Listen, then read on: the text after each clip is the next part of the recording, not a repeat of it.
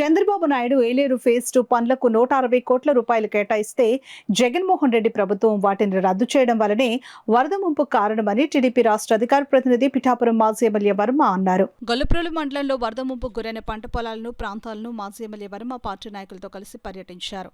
ఈ సందర్భంగా మాజీ ఎమ్మెల్యే వర్మ మీడియాతో మాట్లాడారు. పార్టీ మండల ప్రెసిడెంట్ ఉలవకాయల దేవేంద్రుడు, మాజీ జడ్పీటీసీ మడికి ప్రసాద్, వీరబాబు, పుణ్యమంతుల మూర్తి తదితరులు పాల్గొన్నారు. మన సొద్దుగడ్డ కొండకాలకు సంబంధించి 700 క్యూసిక్ లాగుతుంది కాలం. ఇప్పుడు 1600 క్యూసిక్ బయటకు వస్తుంది.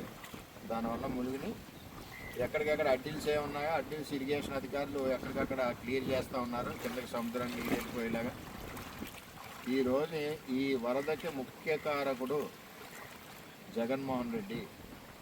ఎంతో కష్టపడి పోరాడి మనం తెచ్చుకున్న ఏలేరు పేస్టు చంద్రబాబు ముఖ్యమంత్రి ఉన్నప్పుడు కొండకాల సొద్దగడ్డ ఆధునీకరణ, గొల్లప్రోలు ఈబీసీ కాలనీ, కంకర్రేవడ్లో, దేవీనగరం, శివాలయ మాన్యం, అలాగే రవణక్కపేట, కొత్తపల్లి మండలం ఏరియా కుంట, పిఠాపురం మండలంలో ప్రతిపాడు, బ్యాకు, తాడిపత్తి, గొల్లప్రోలు మండలం ఇవన్నీ కూడా మునిగిపోకుండా ఉండడానికి ఈ డ్రైన్ని వెడల్పు చేసి నేరుగా సముద్రంలో వెళ్ళడానికి చంద్రబాబు నాయుడు గారు ఉన్నప్పుడు 160 కోట్లు ఇచ్చి రవణక్కపేటలో పనులు ప్రారంభించిన దాన్ని జగన్మోహన్ రెడ్డి క్యాన్సిల్ చేశారు.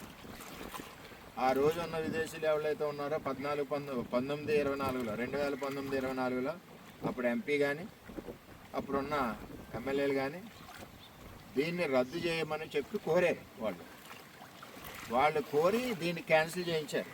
ఎంచేదంటే ఎప్పుడూ ఇక్కడ తిరిగేవాడికి, ఇక్కడ మునిగేవాడికి, ఇక్కడ నష్టపోయేవాడికి మనకు తెలిస్తాయి బాధలు. వాళ్ళకేం తెలుస్తాయి? వాళ్ళు ఇచ్చి క్యాన్సిల్ చేయమన్నారు. ఈవేళ బాధ ఎవడనిపిస్తున్నాడు? మనం అనిపిస్తున్నాం. అది ప్రారంభించడానికి ఎన్నాళ్ళు పెట్టింది?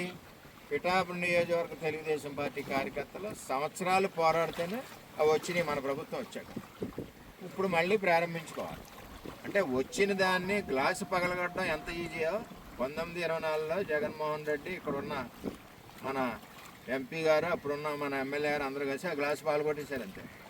మనం దాన్ని తెచ్చి ప్రారంభించిన పనుల్ని ఇవాళ పరిస్థితి చూడండి, ఎలా ఎంత నష్టపోతున్నాం, ఎన్ని కోట్లు పోతున్నాయి. ఇక్కడ 50 ఎకరాలు, ఇంకో చోట ఇంకో 100 ఎకరాలు, అలా చూసుకుంటే మనం నష్టపోతున్నాం. అంటే ఇది మీరందరూ ప్రజలు అర్థం చేసుకోవాలి. ఏదేమైనా ఈ ప్రభుత్వంలో, కూటమి ప్రభుత్వంలో చంద్రబాబు నాయుడు గారు కూడా మాట ఇచ్చారు కాబట్టి ఇచ్చిన ప్రకారం దీనిది రెండో ఫేజ్ 2 ఏదైతే ఉందో అది మొదలుపెట్టి కార్యక్రమం చేస్తారు.